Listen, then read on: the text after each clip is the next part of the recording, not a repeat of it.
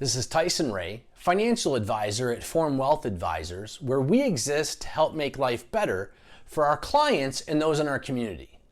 This is up or down for July. And believe it or not, July again ended the month up. Now, you wouldn't think that was possible given the fact that the coronavirus is coming back on and the coronavirus is continuing to dominate the headlines and has caused all kinds of division and fear. And yet, how can the market continue to advance?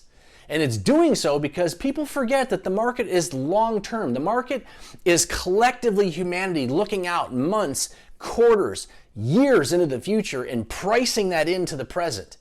And they're basically telling us collectively, we're going to get through this. We're going to get on the other side of this. This is not nearly as bad as we thought it was going to be a few months ago. What I want you to see is a few years ago, we had a peak flu season of almost 11% of those that were infected were dying during peak flu season.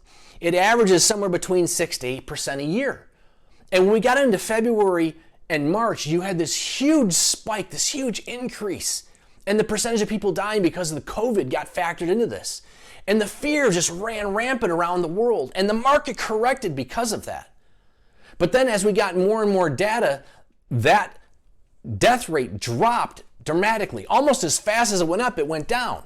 And what did the market do? The market did exactly the same. The market went, oh, wait a second, we overreacted, and the market's now basically in July coming back to where it started the year. Most of your investments should be back to basically where they started the year, as long as you didn't panic out of them. And so as things seem like they're continuing to get worse, if you're defining worse based on the number of people getting this, I want to remind you, a decade or more ago, we had the swine flu. They estimate 60 million Americans got the swine flu.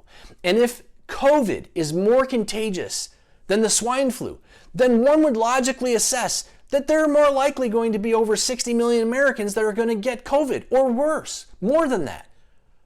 So don't be worried that if all of a sudden we're crossing 4 million, 5, we may have to get to 60 million to do what we did just a decade ago, and most people forgot about it. And so I want to encourage you to enjoy the rest of the summer. I want you to encourage you to continue to ride this out regardless of what has to be turned on or shut off or worn. Regardless of the election, the market's looking past all that and rising. And so we are enjoying this opportunity to add value to our clients, to help bring a perspective to the community, because that's our mission. And this is Tyson Ray at Form Wealth, where we seek to make life better for our clients and those in our community by bringing this type of perspective.